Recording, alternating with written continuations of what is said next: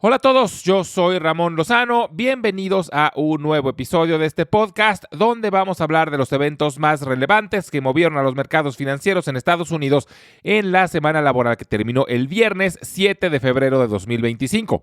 En la empresa de la semana vamos a hablar sobre Bristol Myers y en la sección educativa vamos a hablar sobre patentes.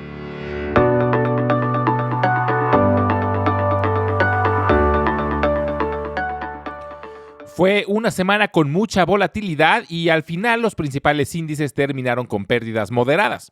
El Dow Jones y el Nasdaq ambos bajaron 0.5% y el Standard & Poor's 500 fue el menos afectado, bajando solamente 0.2%. Arrancó la semana con una fuerte caída en los mercados debido a la imposición de 25% de aranceles a México y Canadá, además de 10% a China. Sin embargo, ese mismo día se anunció que el presidente Trump había negociado acuerdos tanto con la presidenta de México como con el primer ministro de Canadá para posponer los aranceles durante 30 días.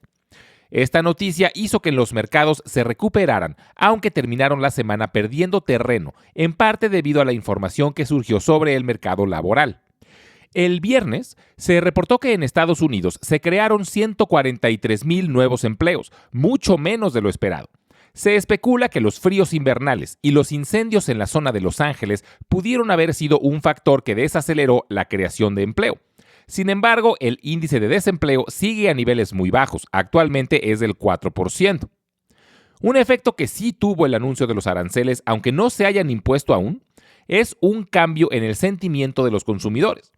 Un indicador mensual del sentimiento del consumidor en Estados Unidos cayó a su nivel más bajo en 7 meses, además de que se ha generado una expectativa de mayor inflación. En temas microeconómicos, tuvimos una semana muy intensa de reportes y en general el saldo fue positivo. Los dos reportes más relevantes fueron los de Amazon y Alphabet, la empresa madre de Google. Ambos reportes fueron muy similares. En general mostraron ganancias gigantescas y un sólido crecimiento, pero sus acciones reaccionaron de forma muy negativa. Esto debido a que las dos empresas anunciaron inversiones enormes en infraestructura. Esto, por un lado, asustó a algunos analistas ya que no sabemos si las inversiones van a ser rentables. Pero mostró que, aún después de las declaraciones de DeepSeek la semana pasada, las gigantes de la tecnología no están reduciendo sus inversiones en chips de alto desempeño. Al contrario, están invirtiendo más de lo esperado. Estas son buenas noticias para Nvidia y otras desarrolladoras de chips que fueron duramente castigadas la semana pasada. Otras empresas de tecnología mostraron reportes espectaculares. El mejor de todos fue el de Palantir, que mostró un incremento en sus utilidades de 75%, además de que incrementó su pronóstico para este año. Spotify también mostró un sólido crecimiento, añadiendo más de 11 millones de usuarios. En total reportó que tiene más de 675 millones de usuarios mensuales. Las acciones de Pinterest se dispararon después de que la empresa reportó muy por arriba de las expectativas. Affirm y PayPal de igual manera reportaron mejor de lo esperado, pero Snapchat, Roblox y Uber decepcionaron con sus reportes. En la industria farmacéutica reportaron Pfizer, Eli Lilly, Merck y Bristol Myers. Las 4 reportaron mejor de lo esperado, pero hay mucha incertidumbre en esta industria debido a posibles cambios en las regulaciones. Se espera que pronto Bobby Kennedy Jr. sea ratificado como secretario de Salud y ha sido muy crítico con las empresas farmacéuticas. PepsiCo reportó números que prácticamente estuvieron en línea con lo esperado, pero su negocio de snacks ha mostrado una fuerte desaceleración en sus ventas. Hay especulación de que estén siendo afectadas por el incremento en la popularidad de los medicamentos GLP-1. Honeywell reportó mejor de lo esperado y anunció que debido a presiones de inversionistas activistas, se dividirá en 3 empresas distintas. Una de automatización, otra aeroespacial y otra de materiales. Otras empresas que reportaron buenos números son Disney, Mattel y Chipotle. Los ingresos de Ford brincaron 35%, pero sus acciones terminaron cayendo de manera importante, después de que Jim Farley, su director general, anunció que en caso de que se impongan aranceles a México y Canadá, el negocio de Ford se vería severamente afectado. Esta semana tendremos información importante relacionada a la inflación, con la publicación del índice de precios al consumidor y el índice de precios de productores. También habrá información sobre producción industrial y capacidad utilizada. Los reportes más relevantes de la semana serán los de McDonald's, Coca-Cola, Nestlé, Siemens, Deere, Shopify, DoorDash, Cisco, AppLovin, Alibaba, Palo Alto Networks y Marriott. En la empresa de la semana vamos a hablar sobre Bristol Myers. Su símbolo es BMY. Bristol Myers Squibb es una de las farmacéuticas más grandes e influyentes del mundo. Sin embargo, no es tan conocida, debido a que la gran mayoría de sus medicamentos requieren prescripción médica. Su historia comienza en 1858, cuando un exmédico de la Marina, llamado Edward Squibb, fundó la Squibb Corporation en Brooklyn, Nueva York. Squibb fue uno de los primeros laboratorios en implementar altos estándares de pureza y control de calidad, y presionó para que la Asociación Médica Americana los adoptara e incorporara en su farmacopea, que es un documento oficial que establece estándares mínimos de calidad, pureza, preparación y dosificación de medicamentos. Sin embargo, no le hicieron caso, por lo que decidió publicar su propia farmacopea, la que llamó Squibb's Ephemeris of Materia Medica. Squibb fue un médico muy influyente de la época, publicando más de 100 artículos en las revistas más importantes sobre educación farmacéutica. Tras la muerte de Edward Squibb, sus hijos decidieron vender la compañía. Por otro lado, en 1887, William Bristol y John Myers compraron una pequeña empresa farmacéutica en Nueva York, llamada Clinton, y la renombraron Bristol Myers & Company. La empresa creció y se convirtió en una de las principales fabricantes de penicilina y antibióticos, donde uno de sus mayores competidores era Squibb. Ambas empresas farmacéuticas crecieron de forma independiente durante décadas, hasta que en 1989, o sea, más de 100 años después de la fundación de ambas, se fusionaron y crearon la actual Bristol Myers Squibb, que se convirtió en una de las farmacéuticas más grandes del mundo. Desde entonces ha liderado avances en tratamientos contra el cáncer, enfermedades cardiovasculares e inmunológicas. En los últimos años, Bristol Myers ha reforzado su posición con adquisiciones estratégicas, como la compra de Celgene en 2019 por $74 mil millones, lo que la convirtió en una potencia en oncología y tratamientos para enfermedades autoinmunes. Su enfoque en terapias biotecnológicas y personalizadas la mantiene en la vanguardia de la medicina moderna. Sin embargo, los últimos años han sido complicados para Bristol Myers debido a que ya expiraron las patentes de algunos de sus medicamentos más exitosos, además de que otras patentes están por expirar en los próximos años. La semana pasada, Bristol Myers reportó números trimestrales y en general mostró un sólido crecimiento de 11%, pero en la conferencia de prensa anunciaron un incremento en la competencia de medicamentos genéricos. Esto tiene muy nerviosos a los inversionistas, pero Bristol Myers ha desarrollado nuevos medicamentos que tienen el potencial de incrementar sus ventas sustancialmente. Un ejemplo es un medicamento llamado Cobenfy, que se usa para tratar la esquizofrenia. Este medicamento actualmente está siendo probado para tratar otros padecimientos, ya que ha mostrado efectividad en el tratamiento del Alzheimer. Si este nuevo medicamento y otros en su pipeline logran aprobarse y comercializarse con éxito, podría representar una nueva era de crecimiento para Bristol Myers.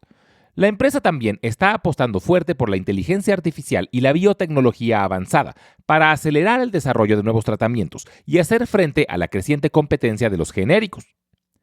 A pesar de los desafíos, Bristol Myers sigue siendo un gigante de la industria farmacéutica, con una presencia global y un portafolio de medicamentos clave en oncología, cardiología e inmunología.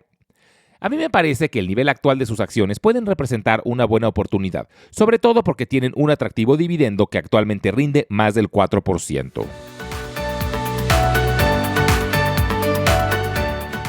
Las patentes son un tema fundamental en innovación, negocios, salud y muchas otras áreas del desarrollo. Una patente es un derecho exclusivo otorgado por un gobierno a un inventor o empresa por un periodo de tiempo predefinido, comúnmente 20 años desde la fecha de la solicitud. Este derecho permite que solo el titular de la patente pueda fabricar, vender o dar licencia para que otros lo hagan, y así evita que otros copien el invento sin permiso. Digamos que una patente crea un monopolio legal pero temporal. Después de la caducidad de la patente, cualquier persona puede hacer uso de la tecnología sin necesidad del consentimiento del titular, es decir, el invento se vuelve de dominio público. El titular de una patente Puede ser una o varias personas, empresas u otras instituciones. Pueden ser vendidas, transferidas o heredadas, y también pueden ser valoradas para estimar su valor por si alguien quisiera comprarlas. El término se deriva del latín patere, que significa estar abierto o ser evidente. Esto viene de una de las características principales de una patente, que es la obligación al dueño de la patente a revelar su invento. Hay 4 requisitos que se tienen que cumplir para poder obtener una patente. El primero es que sea algo nuevo, que no haya sido divulgado antes. El segundo es lo que se conoce como actividad inventiva. Lo que quiere decir es que no se puede patentar algo que sea obvio para algún experto en la materia. El tercero es la aplicación industrial, es decir, debe ser útil y aplicable. Y el cuarto es que se tiene que hacer público el invento.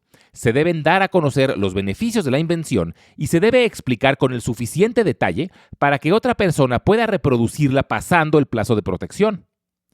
Hay evidencia de que en la antigua Grecia existieron algunos derechos similares a las patentes, pero el primer sistema de patentes generalmente se atribuye a los Estatutos de Patentes de Venecia, un documento escrito en 1474 que otorgaba a los inventores una protección de 10 años.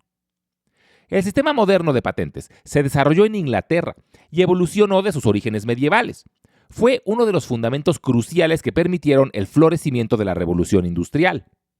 El efecto de las patentes es muy interesante, porque aunque pareciera que están deteniendo la innovación, en realidad la están fomentando.